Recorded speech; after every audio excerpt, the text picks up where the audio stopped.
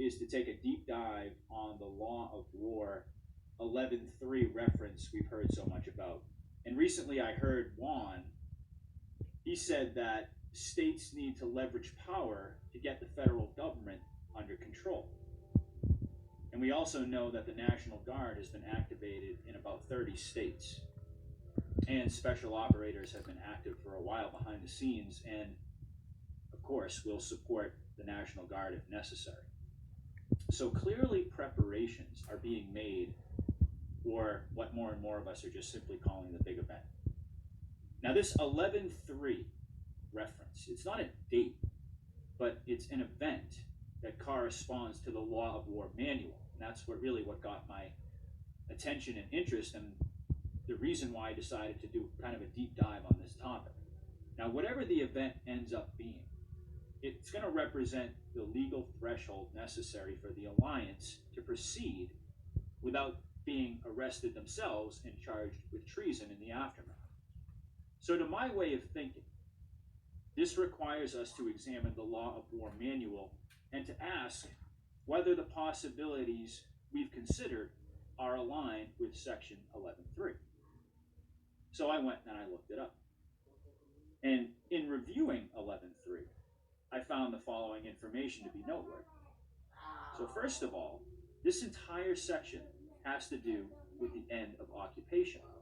But to better understand the context, it helps to go back to section 11.2.2 specifically, which are the standards for determining when a territory is considered occupied. So we can just start there. And actually, before we even get to that, let's take a step back to the previous section, 11.2.1, entitled Military Occupation as a Fact. Here's an interesting quote.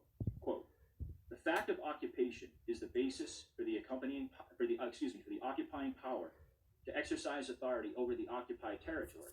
The fact of occupation prevents a state from simply claiming the authorities of military government over an enemy territory without actually controlling such territory." End quote. So what does that mean? Well, it means that the enemy occupation must be established as fact, first and foremost. And this is why Juan is so focused on the legal, I believe anyway, why he's so focused on the legal technicalities of what occurred, why it's been so thoroughly emphasized that Trump does everything by the book. He dots his I's, he crosses his T's. Now we know that the theft of it was a usurpation of the control of our governmental apparatus, and the power was ceded to a foreign entity. In this case, really the CCP, and by extension, of course, the cabal itself. And it can also be effectively argued that the United States was not, under any legal definition related to the Law of War, a captured operation while Trump was in office. The legal threshold was crossed, establishing the regime as a factual occupying force in Washington, D.C., according to the Law of War. Now, in the next paragraph, I found it quite interesting. The manual goes on to say, quote, "The fact of occupation also imposes duties on the occupying power with respect to occupied territory. The fact of occupation as a requirement for triggering the duties of an occupying power means that a state that does not in fact occupy an area does not incur the obligations of an occupied power." End quote.